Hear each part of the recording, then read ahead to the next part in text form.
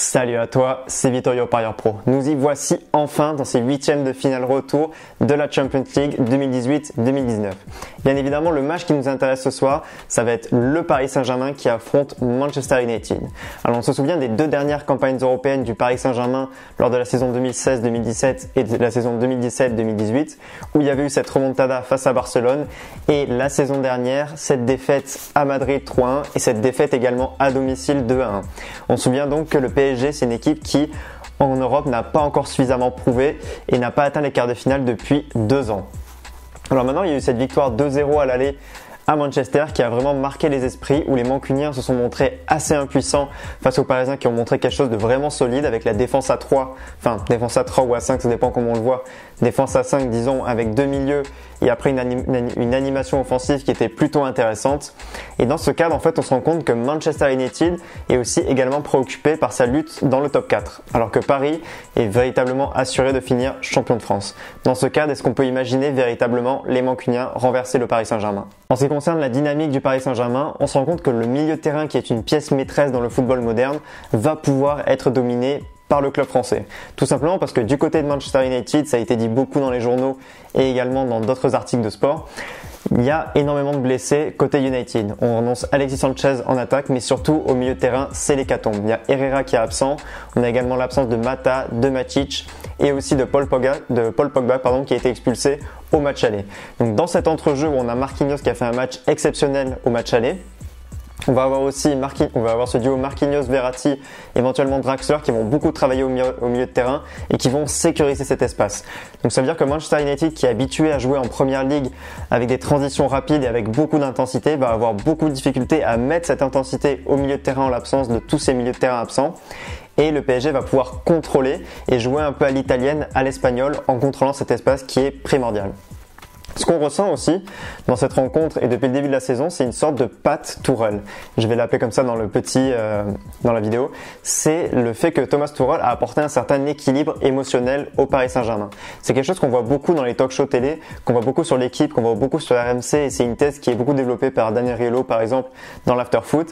C'est le fait que le Paris Saint-Germain, ce qui lui manque encore pour devenir un grand club européen, c'est la capacité à gérer les émotions dans les grands matchs. Alors évidemment quand c'est un déplacement à Caen, quand c'est un déplacement à Dijon ou quand c'est un match à domicile face à Saint-Etienne, le fait de dépasser ses émotions pour réussir des bonnes performances, c'est pas très difficile, tu vas me dire. Mais après, quand il s'agit de matchs de Ligue des Champions, comme ça a été le cas 6-1 à Barcelone ou alors 3-1 à Madrid et 2-1 à domicile face à Madrid l'année dernière, on a senti que Unai Emery à l'époque n'avait pas réussi à contenir les émotions des joueurs parisiens et a fait en sorte qu'ils restent concentrés et qu'ils proposent le meilleur niveau de jeu. Là on se rend compte qu'avec Thomas Tuchel, le groupe a beaucoup pris en termes de sérénité, a beaucoup pris en termes de confiance et c'est cette confiance qui a notamment permis à Paris de gagner à Manchester United un peu à l'italienne, à l'espagnol, avec un jeu pas forcément avec autant d'intensité que la Première Ligue, mais avec une sorte de danse qui a permis aux Parisiens finalement de clore la rencontre avec ces deux buts et cette victoire 2-0. Même si Neymar et Cavani sont absents côté parisien, on sent une véritable structure qui se dégage de l'équipe et qui sera très intéressante d'ailleurs à voir au fur et à mesure de la compétition en Ligue des Champions si ça va se poursuivre comme ça. Alors on a Buffon dans les buts bien évidemment, on a surtout cette défense à 3 qui assure beaucoup de solidité, Kehrer, Thiago Silva et Kimpembe, les deux latéraux qui montent un peu en puissance, même si je pense pas qu'ils soient au niveau des autres latéraux européens, Daniel Alves et Bernat, et on a un milieu de terrain qui retrouve de la solidité et de la cohérence, surtout avec un double pivot Marquinhos Draxler ou Marquinhos Verratti qui trouve un peu ses repères et qui parvient en fait à trouver son équilibre et à proposer des phases intéressantes de transition entre la défense, le milieu et également les phases offensives. Alors évidemment quand Neymar et Cavani vont revenir, peut-être qu'il va y avoir quelques modifications dans ce système de jeu, mais grosso modo je pense que la défense à 5 avec les deux milieux ainsi que les joueurs offensifs, ça va grosso modo rester en place. Ce qui est intéressant en fait, c'est aussi de voir que les Parisiens sont un peu attendus par leur public au Parc des Princes où ils avaient perdu 2-1 l'année dernière. Il va y avoir une très bonne ambiance et je pense également que ça va permettre aux Parisiens de se transcender. Complètement dos au mur, on sent que la dynamique mancunienne est beaucoup moins intéressante que la dynamique parisienne.